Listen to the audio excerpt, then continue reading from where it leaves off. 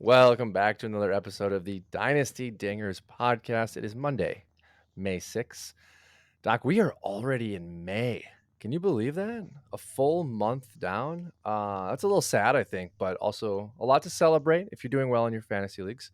So, welcome, everyone. Doc and I have a great show for you today. Talk about some pitching. We're going to talk about a trade. We're going to talk about some call ups. And to kick us off, Doc, you got to see Paul Skenes live. How was that? It was good. He actually yesterday on Sunday, I didn't see that one. He let in 2 runs, which is Oh, like kind of cringe. sell him. Yeah, he's done. Keep him down there for another 3 months. So I went there earlier in the week, and it was amazing. What It day did you see him? was Was it the Monday? six. I honestly don't even. It was Tuesday. Tuesday night. Tuesday, yeah, Tuesday. It was beautiful day in Indiana. It was like 70 or something or 80 degrees. Just a nice evening, and he threw 6 innings. And Alek Manoah was there dealing 12 Ks. It was a pitcher's duel. This is completely insane. I thought I was going to get Skenes cleaning up the Jays minor league system, and then Manoah just putting on a hit, allowing for some home run fireworks, which he eventually did let one. It's a solo shot from Nick Gonzalez. But it was really kind of an interesting thing, and it was so weird seeing Paul Skenes deal in the minor leagues because straight up it felt like I was almost boring if it wasn't so enjoyable. It was almost boring in that it was surprising when someone got any contact off of him. I was like, what? Whoa, what's going on here? Like, it felt like he was like if you're starting up a baseball MLB the show, you're playing the show and you have it on beginner mode. Like, you just want to like rack up your stats. I don't know if you wanted to. Like, you're like, It's yeah, impossible for them to hit you, yeah. something just felt wrong, right? I'm like, yeah, what are we doing here? And so cool. And then after the game, I saw that he was signing autographs and taking pictures, and I'm like, I don't really. There's probably gonna be too many people. He's gonna go. And I heard somehow I heard someone talking saying, "Oh yeah, he just does that forever." And I said, "What do you mean?" They say, "Oh yeah, so this is his thing. While he's in the minors, he's gonna. I'm not sure if it's just home games or what, but he'll be signing autographs, taking pictures with anyone who's willing to stand there and wait, and he won't leave until the last person has been seen." And I'm like, "What?" Like, okay, so I was able to do 2 laps around whole friggin' stadium with my wife because I didn't want to stand there, and like this thing, it was there for at least half an hour. He's just standing there with his tree trunk legs holding him up. Uh, I guess that helps. And this was right after his longest start of his professional career, and it's night, and his extra innings game. I went to the 11th, so he's just like, and we're the last people to show up there, and it was actually kind of a funny thing. I wasn't able to fit all this in a tweet, but I got a little pink hat for my wife because the sun was in her eyes, so got this little pink Indians hat, and so got this little pink hat. I got him to sign it, and he's zonked at this point. He's nice. He's smiling. He's chatting, whatever. But he's just trying to sign it with the Sharpie, and it's not working because we're the last people, and he's been doing it forever. It's dried out, and so there's nothing there. There's like a faint line of something. Like there's not a signature. And he kind of just like looks at it like, and he hands it back to us like he's not trying to be a jerk or anything. He was just like he didn't know what to do, and I could tell he was just done talking kind of thing in terms of his energy levels. And so I looked Sure. at the security guard next to him, and the guy's got a bunch of Sharpies, and I'm like, I have to order Paul Skenes to do this again and give me a real signature. So I said, hey, Skenes, how about we get this guy's Sharpie here? We got this invisible signature. How about we get a real one? What do you think? Like, What do you say? it's high pressure though, right? Because like everyone's trying to get out of there. There's stuff going on. There's like security everywhere. And I'm like, hey man, can we just like go ahead and do that again? Let's do that again. And yeah, and eventually like I had to say it twice because there's this loud, right? It almost got to this awkward zone. Anyway, got the signature. I'm not trying to sell. I told him like, hey, just so you know, man, I ain't trying to sell this thing. This is gonna be for my wife, for my daughter. This little pink hat, right? We're gonna keep this around. And he got a little chuckle out of that. And snapped a little shot. Now it's on Twitter.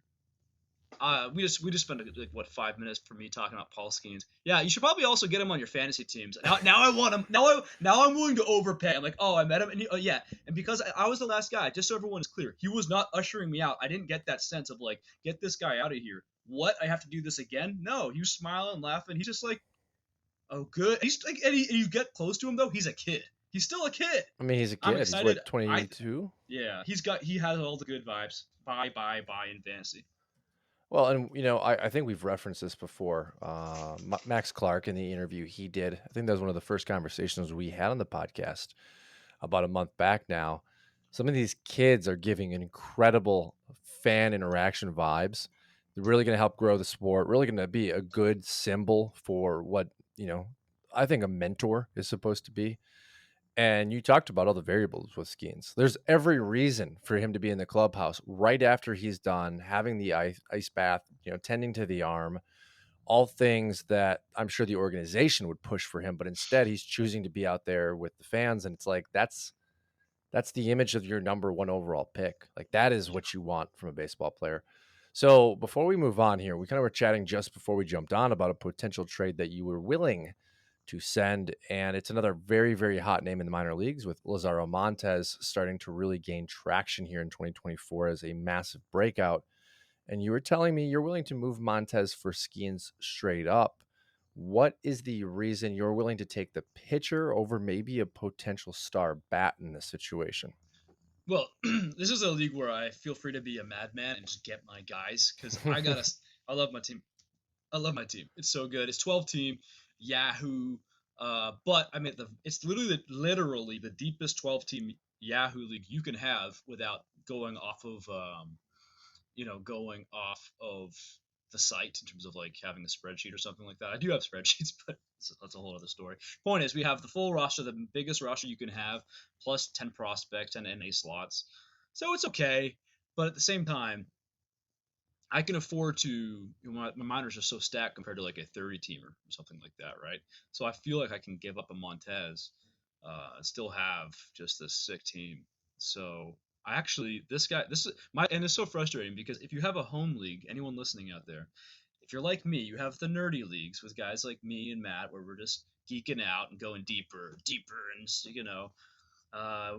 it's just not the same as maybe a home league where you're playing with buddies from high school or college or work or whatever. And that's what we have, like a mix going on in this league. If they know what they're doing, they're pretty good for the most part, but there are definitely some nerdy blind spots, not as geeked out to the prospects. So I have to sit here and tell them, no, you don't understand. Lazaro Marquez is a stud and everyone knows it. And I'm like showing them, I'm like screenshotting tweets. I'm like, no, look, it's not just me. This guy. They're like, oh no, you guys are all just losers. I'm like, yes, but that's beside the point. We're smart. This one's probably correct.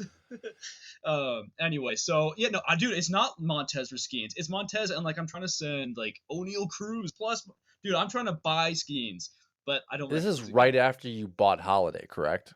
I paid Corbin Carroll for Holiday in Yeah. that league. Which and now Which is honestly, it ugh. feels like maybe not the craziest move. Yeah. That was like Yeah. 2 weeks ago. We're Yeah, gonna we're gonna probably have to have that conversation come June about Corbin Carroll and it's kind of where scary. it is. Oh no, there's like it's scary how valuations can fluctuate so fast. We think we know things, and then next 2 months later, oh, never mind. Yeah, and I want to do a piece in the next couple months here, looking back on rookies of the year that fizzled. I want to see if you. This is completely off topic, Doc. There was a rookie of the year. Last name started with a C for Miami. About maybe 2014, 2015. One rookie of the year for the Marlins. Had one really nice year and then kind of disappeared. Okay, so play And for the Marlins, yep, play for he's the and Marlins. was he a hitter or a pitcher? He was a hitter. He was a hitter. While we're talking about this, I'm gonna see if I can pull up the Okay, Google machine. was he But Hispanic? I can no, he tell was a Hispanic. white guy. Okay, Just a white guy. white guy. Okay, that Yep, helps. So white guy for the Marlins. Last name started with C. You're sure of yep. this? Positive. Okay. Well, as positive as I can be for not remembering the guy's first name or last name. So that helps, immensely Yeah, here. yeah. I think we're close. Let's just check this out. National League. We're down to Harper. There it is. I got it. Do you have any idea? I'll give you the school Are he you went to and the year. okay? So you have his name pulled up. 2009. Yep, 2009. Yeah. This is when he was a rookie. 2009. This is when he won Rookie of the Year. Yep. So he was sandwiched in Okay. between Giovanni Soto, Cubs, 2008, and Buster Posey, 2010. He And was he an never did outfielder. Went to anything after the rookie year. never. I mean, he was around, but he was known as the guy Tell me that. this. What do you got? What teams did he play for after Florida? Oh, good question. We're gonna have to pull up his baseball reference. Our listeners are ready to tune out at any moment now. They're No, like, "What they're are you talking probably right about?" now like, who the hell are these Yeah, guys look it talking up. about? Yeah, Okay, look it up. I've got Florida Rookie of the Year. Marlins. Well, Hmm. okay, this is back to the conversation we had 3 weeks ago. I have Florida, and then I have Miami. So Okay, Marlins, sure. Cubs, Oakland, back to the Cubs, Toronto. Played until he was Ooh, 32. interesting. So that's interesting because I lived in Toronto for a while. All right, so folks at home, we're gonna get you involved now. So if you aren't looking it up yet, there's a player who wants this is trivia. This is Dynasty This is Dingers Dynasty trivia, trivia, and we yeah. have a Florida Marlin back when they were Florida in 2009, a hitter who is a white guy. Last name starts with C, and he ended up playing for Toronto later on. I'll Had give 9 home myself runs, batted 321. His OBP was insane. It was 390. 24 as a rookie. He had 128 games. Got an MVP vote. That's impressive. 8 stolen bases, 5 caught stealings, 77 strikeouts yeah, to 53 walks. This was a fantastic season. So the answer to yeah. this question is Chris Coglin. Chris Okay, yeah, Coglin. yeah. I Yep. actually remember that. Yep, I actually remember him. Yep. So I mean, not these aren't Corbin Carroll numbers, and I don't want to disrespect Carroll But with it's this kind of profile. CC. It's another CC.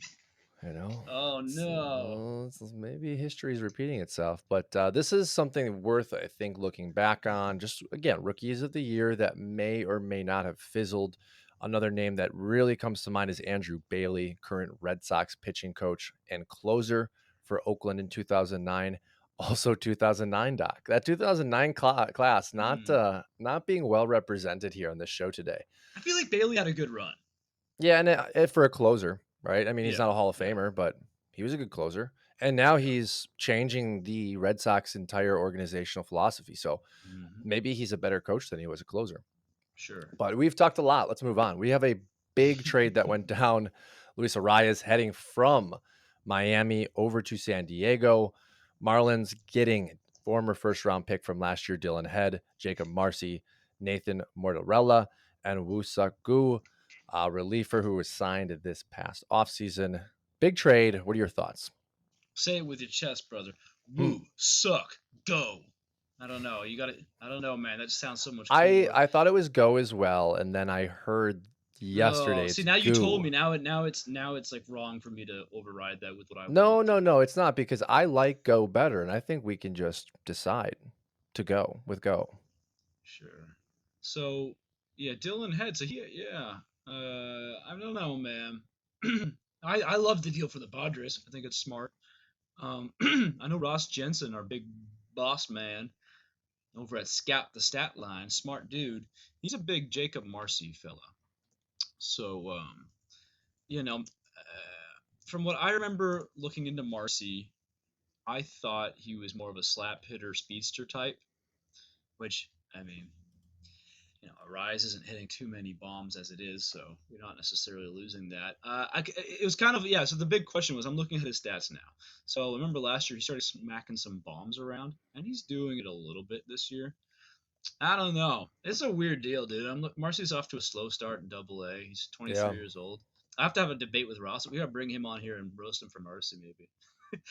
Okay. To summarize my thoughts on the deal, if someone sent this to me, in fantasy, I'm not too happy with it. I'm like I'd rather have a rise instead of this kind of this garbage pile. And I'm not now. I mean like in terms of fantasy value, these are human beings, and I hope these players do well. That said, now if we're gonna flip to MLB or maybe a 30-man league, something deeper, maybe, maybe. Honestly, I don't even, I think in a 30 man, especially in Hmm. Dynasty, I think I'm still taking Arias. And I like Dylan Head a lot, but Hmm. Dylan Head hasn't really shown much. Now, Dylan Head also could be the guy in a He's year young. from now that's, has 15 stolen bases and 8 home runs. And you're like, oh my gosh, he's developed into a 5 tool player. He could, Mm. or he could fizzle out. There's a lot of outcomes for his age, right? Is it also a factor perhaps? I feel like if this was flipped, I'm like, okay, the Padres are probably getting like one or two studs or like decent players out of this, but I feel like it's because it's the Marlins.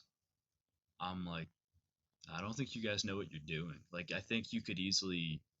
be getting swindled at any moment in time. Any trade, I'm immediately like, oh, the Marlins probably Yeah. aren't winning this one. So And that's a bias. That's a bias.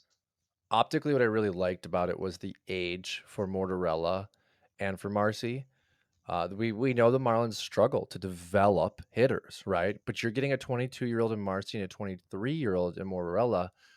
Those are guys that, hey, you can't really screw up. You can, but like it's harder. They've been in the minor leagues. They're developed already in a different organization. Hopefully these guys can come up and provide value, where Dylan Head is really going to be the case study yet again of, can the Marlins develop hitters, or are they only developing the pitchers? And I think the second big piece to this was Pablo Lopez was the one that the Marlins chose to trade for Luis Ariz. This deal for me really is trying to figure out, did they get enough back for Lopez? So really now it's Lopez for Head, Marcy, Mortarella, and go. Because at the time, Lopez was just about to start breaking out, did break out. The Twins made a great deal. And Arias, let's be honest, that wasn't a fair swap. The Twins won that. So Yeah. the Padres are, excuse me, the Marlins are extending their trade tree here, in my opinion. I'll give the Marlins, and I'll give this a different perspective real quick for the MLB purposes in terms of in contrast to fantasy. From what I understand, Arise is actually a defensive liability, so that does Mm-hmm. factor in here. Yep. And if that is, if you have to DH this guy who's kind of, I don't want to call him a slap hitter, but he's just a contact hitter. Very useful guy. Anyone getting on base that much and hitting the ball that much, that's an asset, 100%. But typically, you want your DH to, put one over the fence here and there, more than here and there. You want to put it over the fence quite a bit, at least 20 times.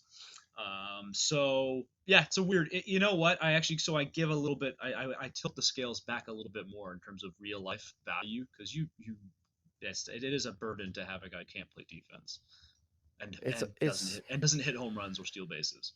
Preller's another one of those cases too that deserves a deeper look. I was thinking about it as everyone continues to talk about AJ Preller's ability to kind of replenish this system. I mean, if you look at DeVries this past international signing, and you talk about Salas the year before, you're really looking at a team that has had two number one international picks, right? You know, we're in a league where we do an international draft and we do a Mm-hmm. first year player college amateur draft, which I really like the breakup. But the Padres are literally doing that, where they're getting the number one international player, and they have the ability to move some of these guys that are BC chip prospects for valuable major league talent. And Mm-hmm. Preller's been Yep. doing it and doing it and doing it. And it's like, well, you know, they're really killing the minor league system. It's like, no, he has Salas. He has DeVries still in the minor leagues. Those are two top 50 guys maybe at the end of the year. He can move the Marcies. It helps when you have Machado and Tatis. Now you have Luis Arias, who went 4 for 4 in his first game with the Padres. You know, like that's a huge benefit to a team that needs on base percentage and needs hits. Speaking of on base percentage and hits, Doc, I know you're very excited for this next name and this profile. Kyle Manzardo getting the call to the major leagues. What are your thoughts, and give me your excitement level? Oh man, I mean, I modeled my mustache game after his.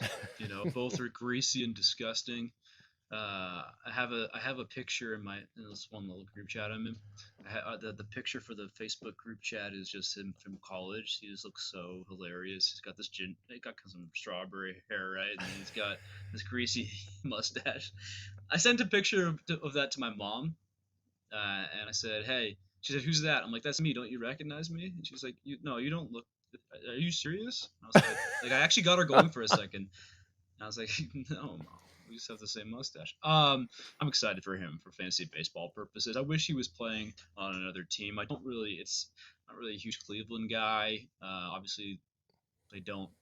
It's a weird franchise because I want to say they don't really generate a lot of hitting talent, but he developed everywhere else, right? He developed um, in other organizations and Tampa actually specifically, and then also you can look at Jose Ramirez. So it's like possible, and Naylor's coming along, and they got these kind of sneaky guys that seem to come out of nowhere, but unfortunately a lot of them go away. I don't think Manzardo's going away.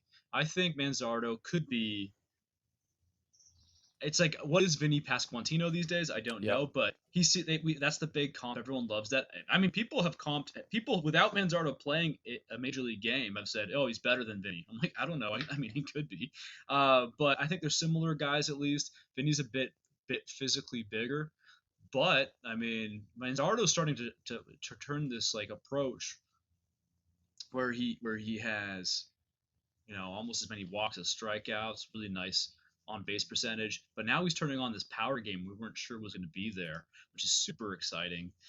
Cleveland needs it, so that hopefully if they're competent and he's hitting well, hopefully they're going to keep him up because I think he could be something that they've been needing, frankly. And their division, maybe is this crazy? Maybe Manzardo, and then maybe later on DeLauder if he figures some things out. Maybe these guys can actually get them into the playoffs in this weaker division. You don't. I mean, who knows? It could be it. And frankly, I'll give you a little. Here's a soundbite. I think Manzardo and Vinny, both their upside and their attractiveness to me is a Freddie Freeman upside. Yes, I was gonna say that. Very good. Yep. Sorry to steal your thunder. It's okay. But I think you're right. Like when we think of Freeman now, we think of the prodigious MVP Dodger next to Mookie and Otani. Freeman 5, 6 years ago was just a very consistent, good player. 20 home runs, 280, 300. Like a really solid first baseman. And then as he got into, closer to prime years into his 30s, you started seeing the home runs tick up, that MVP award being given. But yeah, there was a number of years where Freeman was just rock solid. And I think that's kind of what you're looking at, right? Manzardo is like the guy where you can't go wrong and room to grow. And I think that's a very exciting profile because you're not talking about chasing the 180 strikeouts with maybe 25, 30 home runs. Talking about a really solid guy. Lineup is going to be interesting. You brought up DeLauder. I pulled his numbers up. He's not doing so well. No. Not doing so well. So I haven't checked in on him all year. I assumed we were going to be seeing a Manzardo DeLauder debut similar or at least close in time, but it's going to take some time. DeLauder hitting 100, Yeah. 200. Well, that's my phrasing was hopefully so we can figure some things out because I actually hadn't checked up on him till right now, but I did see him about a week or so ago in terms of his Hmm. numbers. Now I still see that his walks are just a little bit behind the strikeout, so the approach is still there. But he's barely played, man. Let's take a look at this. Yeah, he I'll, had let- like 60 at bats. but I mean in his minor league career You because talking he about keeps getting these Chase? little yeah he keeps getting Yeah, injuries. So yeah. in 2023 he played only 57 games. He was hurt And at James then Madison too. I want to yeah, he say was when I. yeah. He's just not putting games in. Okay. In fact, this is kind of a crazy thing. So if you're including fall ball and Cape Cod and things like that, I'm not seeing any year here from college till now where he's played anywhere. I think the most he played here was about 80 games last year. Not good. So he needs to develop more. People were going crazy for DeLauder, and I like him. I think it's a very fun profile. I think it's very exciting. But people were immediately saying because Manzardo last year, we need to address this by the way. People, if you weren't with Manzardo in the rough times last year, he had these struggles, where maybe he was losing that approach a little bit. He started showing some power. He was just kind of he was here and there and everywhere. If you look behind the scenes, well, he had a wrist injury at one point, and then also his mom had a serious heart Yeah. issue. She was like on death's door. This is going to mess with someone a little bit. Not sometimes guys are just able to plow through that stuff. Other people are human beings who just they need to their minds are wandering and they're not on baseball at the moment. Well, So and when I'm you gonna. look at Manzardo, the 2023 season, right, sandwiched in between 2021, which is 13 games, 2022, 93 games, and then right now 2024, the outlier in all slash pieces is 2023, right? What you just Yes. said was it's absolutely true. Something was going on that was affecting him, and it was a mixture of personal mental health as well as physical health. And I think it caused the Rays to give up on him, which yes, the Guardians need him right now, but the Rays need him more. I don't And know if I don't know if I would say that. you don't think so? I don't know if I'd say they gave up on him. That'd be pretty terrible, especially when a guy's like going through things mentally. You're right. But Maybe gave up is harsh. We're I think they willing. were going for who they get. Is that where they It's got Savali. This is Savali? straight up for No, Savali. so I Yeah. think they were trying to make a push. I think Okay. they were trying to get competitive, and for them now. And then Savali But did do well for them down the yeah, stretch. yeah, yeah. But I I mean, I and do I'm not like a think race fan or anything. Sorry, go on. I'm trying to actually let you go on here.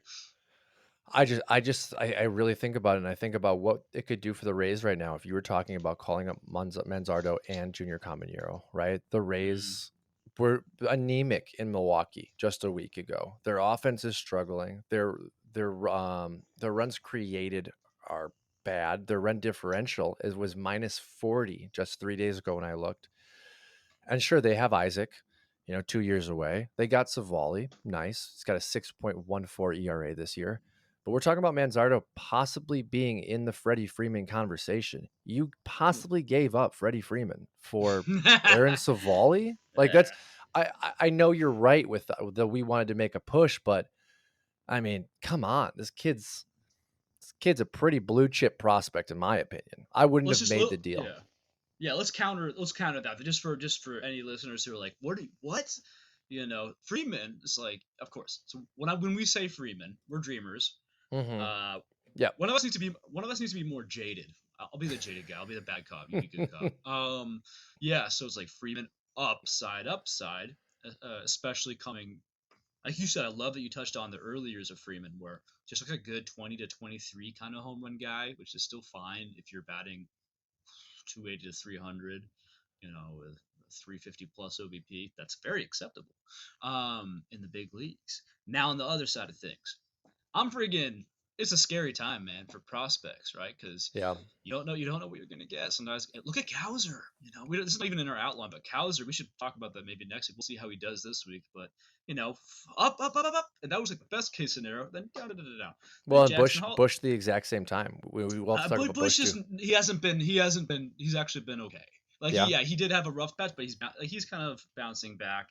But I was gonna say Jackson Holiday is like obviously didn't go as planned. Langford looked like he was getting the job done. Um, like he wasn't blowing minds, but he was doing fine. And then now he's hurt and after struggling a little bit. And I mean, is that a segue? Is that a Yeah, I mean, segue? I think that's absolutely our segue. I mean, the next talking point here is really Wyatt Langford out 3 to 4 weeks with an injury. I think the question now, Doc, with what you just said, is are we cutting bait with Langford in redraft leagues? Yeah, yeah. So I mean, this is the thing, and kind of what I mean. If I was going to crescendo that instead of I accidentally segued, folks. That was Just on a perfect. roll. Yeah. But I was gonna say is like prospects. Ross Jensen, our boss, did not like me saying this. He does not like the phrase prospect development is not linear. He didn't like that saying. I hope he. This is gonna see if we're gonna see if he listens to our podcast or not. I'm calling you out, Ross.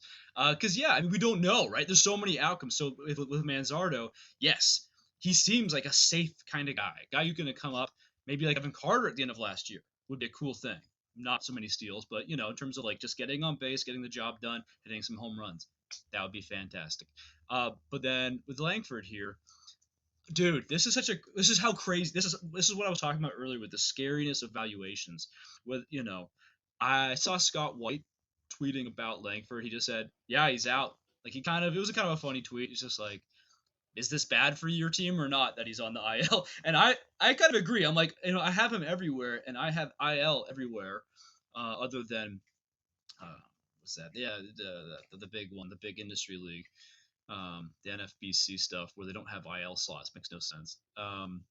And so every normal league, I'm like, yes, I can.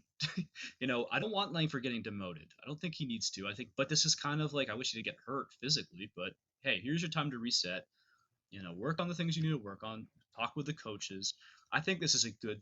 This is not a good thing, but this is a possibly a blessing in disguise would be how I'd put it. And but here's the quote I'm gonna leave you with, and I want your thoughts on all this. Now, under the Scott White tweet, people were like, "Yeah, no, he sucks so bad, brutal." One guy said, "Yeah, the thing is, Scott, he's just not good. Why would I hold on to him? I cut him for Tommy Pham already." Like he wasn't being sarcastic.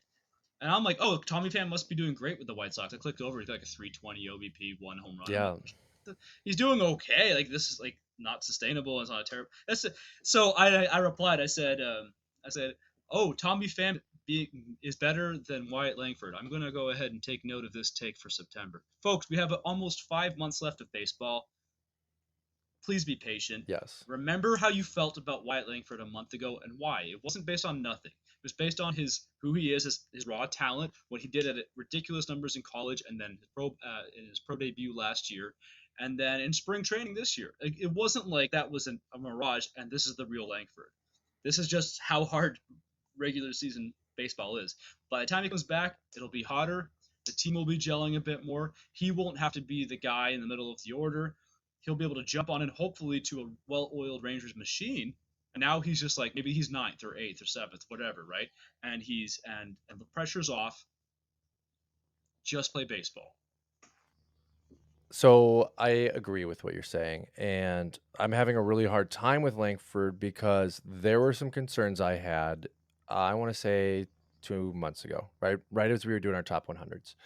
All off season, I had Langford number one. I had bumped Holiday, I had bumped Caminero, put Langford in there, and then I started looking at some of Langford's swings, and it's not necessarily from a mechanical issue that I'm like, oh, he's a bad player. I just had a hard time seeing where he was going to be generating consistent big time power. Very similar swing to Pete Alonso, who probably the top three power in all the major leagues. So mechanically, you can do it. I just didn't see the same generative power from Langford. And again, he's 22, so we need to give him some time. Just some things that ultimately had me putting Junior Caminero higher because I had the exit data from Caminero. Now, I think the biggest problem that we're seeing from Langford at the major league level is the power. We're not seeing it translate from double and triple A in spring training like we had expected.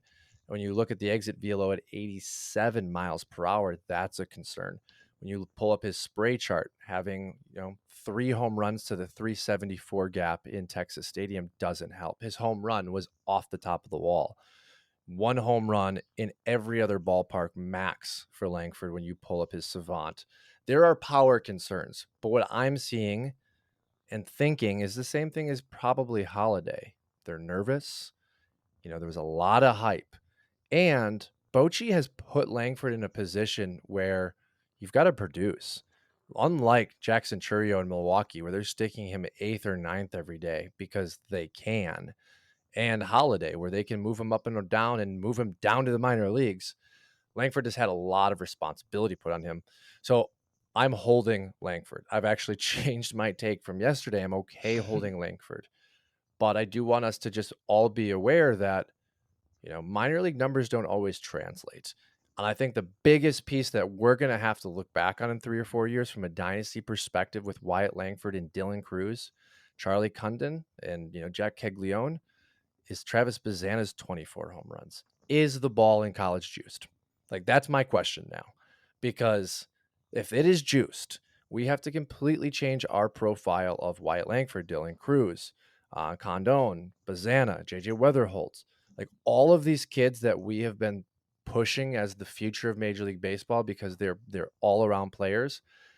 If the ball in college is juice, we're talking about a significant decrease in power from all of these players. And I say this because of Bazana's 24 home runs. I did not have him coming into the year with that kind of power. I did not have the teammate for Nick Kurtz. The name eludes me right now, hitting 14 home runs for Wake Forest. But there's a big time power boost in college right now. And I think that might have hurt Wyatt Langford. But the flip to that was he did nothing but mash upon getting to the minor leagues. Yeah, I mean, what you're worried about is not necessarily even the balls, it's the metal bats. Everyone, Yeah. Yeah. they swing metal bats in college, so everything's like you can't look at those EVs there. But yeah, like I said, minors, you did things that you're not supposed to be able to do. You came out in spring training looking like the same thing. I mean, he's got a very violent, powerful swing, in my opinion. Um, It's simple. And and, that's a good and thing, mhm, right? It's not a lot of yeah, moving parts. and so I'm looking at his Savant page, and it's interesting. Like he's actually just like the only thing that's slightly below middle of the pack is his EVs, which is almost at 88, which isn't horrendous. He's at 87.8. And everything else is kind of like mid, like it's okay, it's pretty good. Like 50th percentile sort of deal, except for his chase percentage and his whip percentage, which is excellent, which just shows that the Mm-hmm. underlying approach is still great. So you're gonna have a guy who's getting on base a ton. Um, Remember, folks, Gunnar Henderson and Ellie De La Cruz last year, especially Gunner, because Gunner they stuck with him. And they're probably gonna. I would hope they would stick with him in Texas when he comes back, unless Doris is just like hitting 400 or something crazy, some hot streak, or whatever. Whoever's up there, like Jankowski and all this. Anyway, point is, um, the Gunnar Henderson, we don't. No one really talks about it. He had some really dark starts and stops, and he was all over the place. I think he came out and he was getting on base a ton, but doing nothing else. And then he started kind of flashing some homers, but then the approach went away. And he actually didn't. I think he ended the year with like a 320 something, 326 OBP. Not great. Like it's okay. It's okay. It was a weird year. It was he ended up somehow generating 100 runs out of that. So he was doing enough. He was doing really cool things and 28 home runs. Obviously, he had like a cool year. But there was there was a lot of. I remember people on Twitter saying, "Should I drop Gunnar Henderson?" I remember that distinctly. You can look it up. I'm sure it's like Gunnar Henderson cut. I'm sure you can find a whole bunch of tweets from like early to mid last year, where you just people weren't sure what was going on, or maybe he's a next year guy. The exact same things that are being said right now about Wyatt Langford and Ellie De La Cruz, a whole other thing, right? In fact, I'm still confused because I'm like, I know he's not this good. He's clearly very good though. But he's whatever Ellie De La Cruz is, if he's not going to be number one guy forever right now, like the way he is right now. At the end of last year, when he's just striking out at such a ridiculous rate and showing some real downside, people were asking the same questions. And now you look at it, right? Nobody's asking that question, or there's less people, a lot less people asking these questions. We're talking now about Gunner and Ellie being MVPs potentially. It's a long season, but it's important to remember this, folks. I feel like we're just fantasy football TikTok mania. Everyone's got the short term attentions. They have these issues, and no, Wyatt Langford. I will say he'll be very useful down the stretch this year. Don't know if it's going to be smooth and steady the whole way through, but I would suspect we're going to see an uptick when the games get hotter too, and the ball starts flying a bit more. Yeah, and that's a fantastic point. That was the last point I wanted to bring up was just, we are still in spring baseball. It is May, right? I'm flying to the good old Midwest. I'll be in your neck of the woods today, Doc. And my wife was really pondering whether she should, pack her winter jacket. Like this is a real thing across our country, right? Like it's warming up, and some of the pitchers that we're really excited about that are breaking out. Well, will they maintain when that ball starts flying? Those are big time questions, right? Graham Ashcraft, who you wrote about yesterday in Sunday Smoke, great little piece from you about some of the pitchers kind of at the bottom of the 40s, 50s who, are showing a lot of upside. But you brought up Graham Ashcraft pitching Great American Park. Like in just a month here, do we see more of the Graham Ashcraft blowups because he's in Cincinnati, right? Or do we see that Mm-hmm. development? Like these are real questions. And I mean, we have to remind ourselves, we spoke on this just last week, but Gunnar Henderson in April last year had 87 plate appearances. He batted 197. That is worse than what Wyatt Langford has done, Yeah. right? Like that's a bad profile. And yet in May, it didn't get much better. 213 and 92 plate appearances. And then the explosion of 320 in June, hitting 6 home runs, followed by 245 and then 282. Like they're rookies. Now, Mm-hmm. Gunnar and Langford are the same age, but I fully agree with you. We got to give him some time. I think this is going to be good. And I think this is better than a demotion because a demotion is going to be harder, I think, in Texas to get the call back up. Yeah. Whereas an injury allows him to clear the mind, start over. I think that's kind of the concept. So, all right, Doc. Speaking on coming back from injuries, we got some names. One that is already back, and 3 that I think are very, very soon to be back. Walker Bueller, Shane Baz, Kyle Bradish, and Justin Steele. So we've got some, favorable former production from Walker. We've got Kyle Bradish's breakout and Justin Steele's breakout last year, and Shane Baz is the intended breakout for 2024. Who are you most excited about in this group of 4? Well, I mean, I'm a Justin Steele and Kyle Bradish. I'm a fanatics of both. It seems like nobody wants to believe in Justin Steele. I don't understand what he has to do. I guess he has to win a Cy Young, and even then, maybe not because people didn't really give Snell a lot of respect for that. And I think Steele is actually better than Snell. I said it. Steele is a two pitcher, which is probably the metrics. Is just the geek stats don't really love him because he's got these two pitches and neither of them should be doing what they do. Basically, he's got this like lowish to mid 90s. It's like a cut fastball, but he just knows how to put it right in the right places. He's just a pitcher. He's just got this like he's from Mississippi. He's just this country kid, whipping his fastball, high and tight on hitters, and they don't know what to do with it. And every month last year, people kept coming out saying, no, this is the month, this is the day, this is this is when he's gonna blow up. And so I could tell there was like this like satisfaction in the air at the end of the season when he ran out of gas. He never, he was pitching deep into the season. He actually got banged up last year too. It looked like he was gonna need TJ then.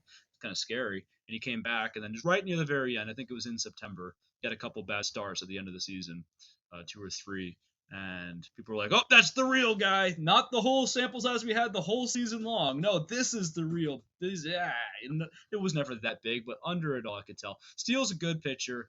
He doesn't seem to get respect. He gets the job done, especially doing it in Wrigley, where the ball blows out a lot. It's very impressive. Bradish, I think I actually like him a little bit more than Steele in terms of upside. He needs to prove he can do it long term, but he's got a couple more pitches. His slider is disgusting. You should watch a Bradish slider. It's really filthy stuff. And yeah, so those two guys are my guys. I roster them everywhere. But here's the deal, and here's where I'll lead you in, and I'll lead into these other two guys I'm not as high on. So a wise man once said, "Don't give yourself any extra headaches. Players are gonna get hurt. Don't draft injured players, and don't, especially pitchers. So even though the Orioles were trying to push Bradish back, like old Bradish. They're trying to rush him back or bring him back. I didn't really know if I should believe in it, so I stopped drafting him. Now it looks like that's worked out, and that's great. But with Buehler his velo was dropping. I think before he even got hurt again, he's gotten hurt repeatedly. Baz is already a young pitcher where it's tricky. He's coming back from a very serious injury. I don't know, man. I'm just not sure if I'm as high on those guys. I think if you can get them at basically no cost, okay. But Buehler, his price tag on draft day, I didn't understand it. There wasn't really a whole lot of discount baked in. What are your thoughts? These are four guys, so I kind of just gave a little bit of I went into steel mania there. Do you have I a steel think pitch? Yeah. I think in Dynasty I go Steele, Baz, Bradish, Wow. Walker Bueller, and I What, okay, only and I want you to tell me in this, please, why yes. you value Baz over Bradish. So I think Steele is the safest. We don't have a UCL sprain. We have a guy that I think is actually a better profile than Dallas Keuchel, who won a Cy Young. Right? If we look at Keuchel's 2015, he had 232 innings, 216 strikeouts, a 2.48 ERA. Like I think Steele can do this. I mean, we saw a close proximity to that last year, and I think Steele is a better pitcher than Keuchel. So when we think of Keuchel, we also thought of a guy that was disrespected most of his career, and then same thing. Like when he fell off, people were like, "See, I told you," and it's like, well, yeah, but look at his 2015. I mean, that's a great line. So I do think Steele deserves number one here. I'm putting Baz at number two because of my concerns with Bradish's UCL. I know that the Gallon outcome is possible. We saw it, right? Gallon had similar injury with the UCL sprain. They chose rest and rehab. He came back and he's been back since the injury. So there is that outcome. But anytime you hear about the elbow injury, you do have concerns. And I also am concerned that the organization is in a very win now window, acquiring Corbin Mm-hmm. Burns, having Kyle Bradish paired with him on top of having a young Grayson Rodriguez is a really nice three. Are they more inclined to say, let's try and get you back because we're competitive? I don't know. Baz coming back from Tommy John, having the pedigree of what looks to be a very possible frontline pitcher, you know, I'm hoping that he's good for 3 or 4 years. That's the only reason he gets the bump over Bradish. Now, the 2023 season for Bradish was really nice. And then I'm going to be completely honest. I am out on Walker Buehler. He was supposed to come back last year. They shut him down. Why did they shut him down? Why did he need Mm-hmm. 6, 7 more months to come back? This is his second Tommy John now. And that is extremely concerning. On top of being in a Dodgers organization where I know they're going to be careful with him. When you talk about next year's 6-man rotation, which is more than likely, that plays into a lot of fantasy negatives for us, especially when you're Walker Buehler and you've had all this time off, and yet you still can't find it. So Bueller's number 4, Steele's number 1. I think 2 and 3 are very arguable. I mean, I feel. I guess I would argue with you, Shane Baz. What makes him so safe coming off as a young arm who has never done 2.83 was it ERA last year? You know, for Bradish and 170 innings, just about 1.04 WHIP. Like it's so funny. Like, and Steele has similar numbers. There's people who still don't want to give these guys like any credit. Not saying you are. I get you. Your argument is a good point. He is like, is this guy still hurt? What are we dealing with here, right? And frankly, yeah, we don't know. The Orioles haven't been this competitive in a long time. Are they cutthroat? Are they because you know that like a lot of guys like Bradish, you know these guys are competitors. The Yeah. player probably almost always wants to play To through it. to I would rest and guess. rehab. Yeah. Yeah, there's probably some guys who are like, logical, and they're like, no, I'd rather not threaten my career. But no, if the organization's just like, yeah, dude, we're in if you're in, let's win some baseball games. Yes, that would be a fair concern. I'm just like, well, Shane Baz, let me check out his innings here. I mean, so he's played, only 3 so far in the minors this year after doing 27, or sorry, total between the minors and majors. In 2022 was 40 innings. I mean, dude, yeah, I mean, he actually gave some decent innings, about 90 something in 2021. But this is a guy where I still feel like maybe we're talking. I think I'm looking more for 2025 with Shane Yeah. Baz, and just I feel that. hoping he can keep things together here. Yeah, and I like Oh, that. So I'm biased. and if you can say whatever you're going to say, but I just don't want to forget it. If you want to give me what your thoughts might be on Grayson, dude, he's got shoulder inflammation. That's like I feel like we're not as concerned about that as maybe we should be. But yeah, what do you Let think me about hit on all that? Grayson first because the Baz is just simple. I'm sure you've seen the list of the top fastball velos last year, right? The top 10 list that's been floating around Twitter. 9 of the 10 players are hurt. Mm-hmm, The mm-hmm, only player that's not hurt is Hunter Green, who has, come back from Tommy John. Like, if you can call a guy back from Tommy John, that is Hunter Green. A couple years now removed, like a couple mm-hmm, years now having been back in the major leagues, like he's back from Tommy John. The rest of these guys either have gotten Tommy John, have a shoulder injury, or have an elbow injury. The shoulders I know are Grayson Rodriguez and Bobby Miller. The elbows are Garrett Cole, Yuri Perez. Like, this list is bad, and all of them are hurt except for Hunter. So I think the velo correlation is an absolute guarantee. Like, at this point, the numbers don't lie. So yeah, I'm very concerned about Grayson Rodriguez. I'm also very concerned because when he went back down to the minors last year, he came back up and the velocity was up. He was mm-hmm, utilizing velocity to be his dominant metric as opposed to the overall complete pitcher we had seen in the minor leagues. Once he mm-hmm. came up, that changed. He got hit hard.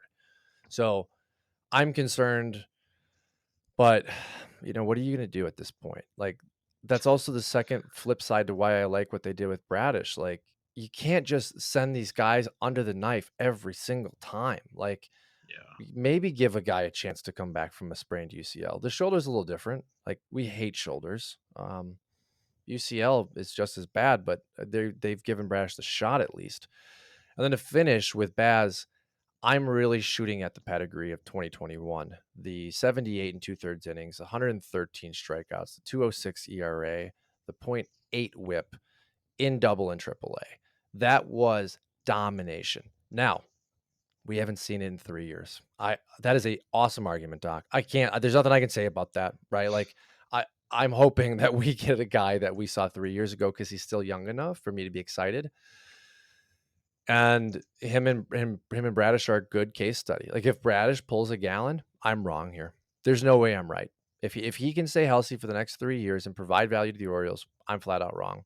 It's just the Mm-hmm. injuries have scared the living shit out of me. Yeah, I get it. I get it, brother. Moving on. Mhm. Are we ready? We got a couple Yeah, I'm more ready. youngsters, and then we're I'm gonna wrap. ready. And then I'm gonna jump on a plane. Mm-hmm. Side note here: I missed Bark in the Park in Milwaukee on Thursday. So anyone thinking about doing Bark in the Park for their respected ball clubs this season, get on it. You need a dog ticket. They need the data. So just mindful note there. Next on the list, Doc. Christian Scott made his debut this week. It's a pitcher that we like a lot. Rough first inning, and then absolutely showed that prospect pedigree for the New York Mets. Christian Scott went 6 2/3, had 6 strikeouts, did not get the win, did not get the loss, but did make the debut. What are your thoughts on Christian Scott rest of season? Yeah, it's tough for me to. I wish I was able to see that game. I've been so busy, man. I've just been catching up with things after my little road trip. But I do know quite a bit about Christian Scott. I know that he's a control wizard, and he's one of the. He's not just a boring one either. He can get some strikeouts, and that's why I had him one spot ahead of the more hyped up Jackson Job. Everyone's like, get him, Jackson Job, up there right now. Like it's so funny how we go, right? One second it's like every prospect who's showing anything in this moment has to be in the major leagues right now. And then the second they mess up, send them back down. They're never going to make it. We have so it's fun. It's fun. Otherwise, we wouldn't have anyone to argue with. Christian Scott. I'm looking at his numbers right here. Even though I was championing Steele in his 2 pitch mix, I typically don't like that. I do Yep. like. If you can have a real starters mix, and it seems like Scott does. He threw a slider, a sweeper, and hard to differentiate that sometimes. But it looks like the slider goes at a higher 87 mile per hour kind of clip, whereas the sweeper is working at low 80s. Four seamer and the split finger, and so he mixed them all in pretty good. Uh, I mean, he did well, and frankly, if you can just, the Mets need him. I feel like the Mets are just this weird organization where it's not like Oakland, it's not like Florida. They really want to win, but they don't know how. And so I'm not like a Mets fan or anything. I'm not, but I like when every team is at their best, I guess. And Christian Scott seems like he's just a really quality arm. His four seamer is not 100 mile per hour, but it's pretty fast. It's 95, sitting at 95 yesterday. So yeah, I love what I see here. See his whiffs. Yeah, his whiffs were off the charts. Here's the deal: what we're gonna have to watch out for if we're gonna find. It sounds like we both love Christian Scott. So I'll play bad cop. What we're gonna want to look for is teams getting the book on him, and then picking up on some things that he does, and he'll get lit up in a game, and he'll have to figure out how to overcome that. And will it happen overnight? That's the battle going forward. But I'm excited. It's always cool when a guy comes up. You expect him to be great, and he's actually great. Yeah, I mean, especially for starting pitching, it's nice when a guy comes up and performs well because we're in such need of starting pitching help, and we would need to see this depth kind of replenished as we've had really thin layers over the last couple of years. I didn't expect Scott to come up and have immediate success. I mean, it was against Tampa. I just talked about a little bit ago how their lineup is struggling, but it's still a good professional lineup, and Mm-hmm. they're professional hitters. So for Scott to go 6 2/3 right off the bat, that was really encouraging. I think what we're going to have to watch is just the pitch mix. You talked about the four seamer, the sweeper, the slider, and the split finger. Split finger was at 8.5% of the game this past week. I think he's going to have to lean heavier on that as he gets into teams with more power hitters. If I'm correct, he plays the Braves this week. This can be a great test. He's going to really have to use that split finger against guys like Matt Olson. What makes And, you and say that? I think when you're looking at the slider and the slider can work against lefties. The sweeper, if you hang it, they're going to bang it. So I think Mm, really left as a four seamer and a slider against the lefties, he's going to need that splitter as okay. kind of that third pitch. But against righties, I love the profile. I mean, you're talking about the changeup of the slider and the sweeper, right? Those two deviations. Like that's Mm-hmm. going to work really well against righties. But that slider is going to be laid off if he can't use the split finger against lefties. And I just think that's a really big development piece for him. We need to see this week because when you look at Tampa, that left-handed bat really isn't jumping out of the lineup like it would for an Olson. Mm-hmm.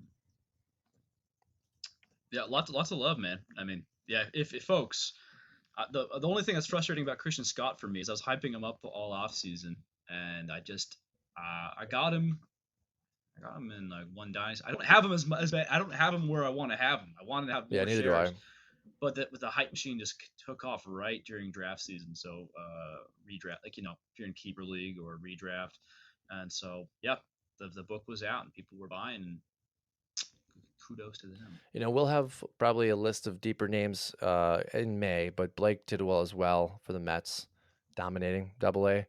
That's a name that I think right now you could probably go out and get. I'm higher on Scott. Scott's just he's a better developed pitcher. I mean, look what he just did against the Tampa Bay Rays. But Tidwell is doing really well. We're going to start to have some of those names that are populating after graduation that start to come up that I think will gain more and more traction. But like we've got one more name before we get into your last segment today, and that's Drew Thorpe. Big time riser in 2023, traded twice now with the White Sox. This is going to be a player that you highlight for our player highlights on scoutthestatline.com sooner than later. Tell me a little bit about Drew Thorpe that we have for 2024. Yeah, I mean, he's kind of like a Christian Scott for me. He doesn't have that mid 90s heat. He's more of like you kind of want him to make sure he's in the low 90s because sometimes he'll slip down a little bit into the high 80s, and that's the only. I'm trying to actually start off with a bad cop here because the good cop is he's got a 1.2 ERA right now, 0.86 WHIP. He's just not really walking people. He's a stud. He's got that presence on the mound. My only other concern with him is just the White Sox. What are they doing? Why is he at Double A? You know, he's clearly decimating his opponents. I need to see Drew Thorpe in the major leagues, but if we're not going to do that, let's see him at AAA now. Let's move him on up. That'd be great. Because yeah, he's a guy who logged. And every time I talk about Drew Thorpe, I always have to talk about how he gives you innings. He did 140 innings last year already. Um, so he's logging that. That's a true starter. His changeup is filthy. I guess, I shouldn't say there's the only red flag. The red flag is, yeah, his velo isn't very high and people don't trust a changeup first kind of pitcher. His is nasty. It can work. And as long as he's a location artist, I'd like to see more of. Yeah, I just like to see more of him against. I feel like it's almost too easy, and I don't know. Like I'm super high on Drew Thorpe. I think he's going to be an absolute stud, but it's almost boring to me now. It's kind of like Yeah. Skenes against the AAA guys. I'm like, okay, cool. Well, Christian Scott, he's passing all these tests. Can Drew Thorpe get away with this approach and what he does? Is his control going to be good enough to get him by? Is his change going to be filthy enough to get him by against even higher competition? Double A is a big test. Don't get me wrong. I think this is a fantastic sign. But let's keep moving him up. Chicago, what are you playing for? You're going to see Drew Thorpe this year. I hope it's earlier than later. Frankly, dude, are fans going to see these games? Is Tommy Pham putting butts in the seats? I don't know, but I know Drew Thorpe would get a couple extra, I so mean, hopefully they can I just do have that. no idea what they're doing. They brought up Brian Ramos, Mm-hmm. and let me just pull up his numbers real quick to show you here because I was in shock when I saw that they brought him up. I'm having technical difficulties as I try to pull up Brian Ramos, but as an organization, I'm not fully confident in what they're doing or really why they're doing certain things. And I'm hoping for Thorpe to be up within the next month. I'm kind of Mm-hmm. anticipating him and Skenes and Yeah. Scott's now up, so still can't find those numbers for Ramos, but they did call him up. Here we go. I've got him. So Ramos was called up while he had 88 at bats, 2 home runs, and was batting 182. So when they're Yeah. calling It's guys up so like weird. that, from Double A, I don't really know. He could skip, and they might just skip AAA for him, I guess. Yeah, and Super 2 deadlines should be coming up here sooner than later. I think it's June this year, so we might see him down for another month. Hopefully not. But all right, we got one last segment before we say goodbye for the week, Doc. And this kind of came up out of the blue, and this is going to be your little segment on Royals catchers. The organization seems to be hoarding a treasure trove of pretty talented guys, and there's a name that you're getting really excited about. Who is that? Well, that's Carter Jensen, and yeah, just to preface this, I don't I'm in the Midwest, so I kind of like the teams I are somewhat close. Kansas City's not super close, but I like them. They're underdogs. They're kind of in the middle of nowhere, middle of America, and they're actually having a very feisty little season right now. I'm loving it. Like it's seeing a little bit of Michael Massey, seeing a little bit of Renaissance coming out there. Renaissance. He's like 24 years old.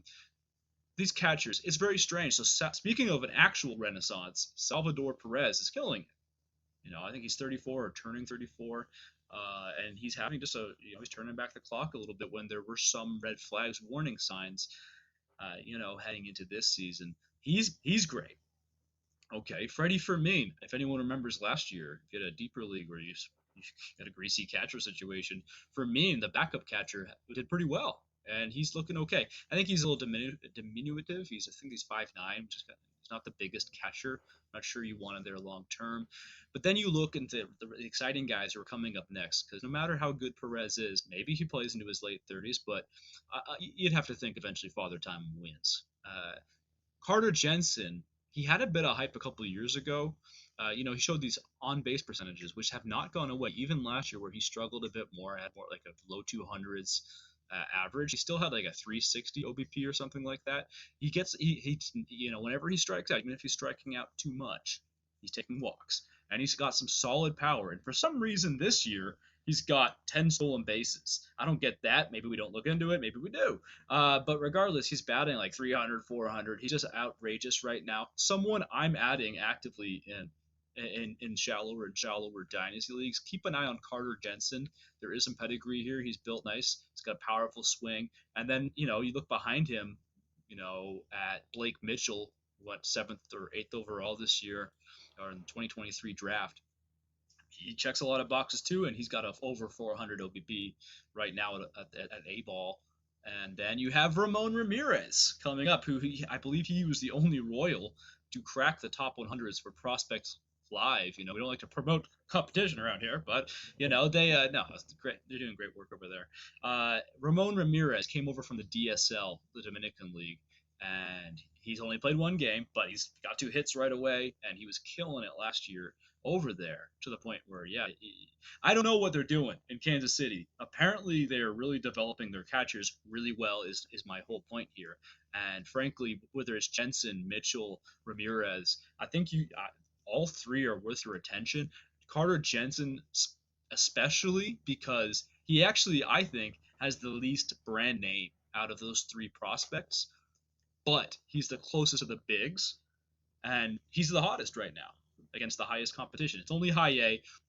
What he's doing right now will get him a promotion very soon, as soon as like this week maybe, to Double A, and then we'll find out if he's for real or not, and how close he is to the MLB.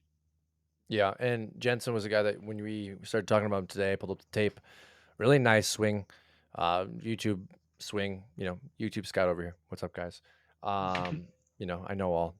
But no, I like the swing, and I think that's the best that I can do when I'm looking at some of these kids is kind of just take a look at what do the numbers translate on the field, and there's a lot of raw power there, and this is a kid that could only continue to grow and grow with the hype train because that power did seem real, at least with the video that I saw. So Ramirez is a guy that was hyped all off season. That was a great addition to this segment, and then obviously Mitchell, having the pedigree of coming out of the draft.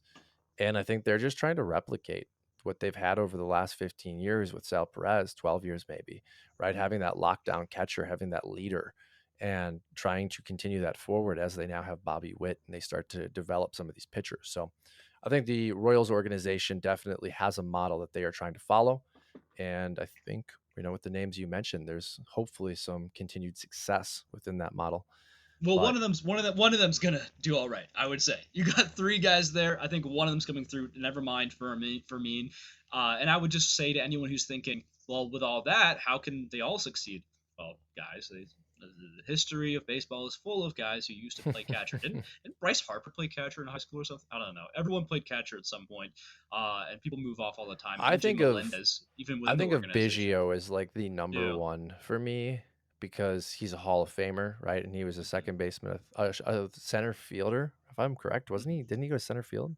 Biggio, I feel like he was an infielder, Was he an infielder? second baseman or something like that. Yeah, but started his career as a catcher, and that's a Hall of Famer. So yeah, you're right. It can happen without a doubt. Played second base, catcher, and outfielder, center fielder. So we're all right. Everybody's right. Everybody wins. That's just a freak athlete, though. I mean, Yeah. he also like He only plays up the middle. Catcher, second base, center field. That's it. He gets weirded out when he's on the sidelines. And I feel old now that I'm mentioning Craig Biggio because there are going to be people listening to this podcast that have absolutely no idea what I'm talking about. And if you don't, go look at Craig Biggio's numbers. They may not wow you, but he was a very good player. Doc, that's all I have today. I think this was a nice episode, giving us a little rundown. Is there anything else you'd like to add for the listener? I'm your Huckleberry. Thank you again, guys. We will see you next week. You're late. Nice. We went 10 minutes over. Yeah, that's okay. That's okay. It seems this seems to be Theoretically, okay. how it always goes. It's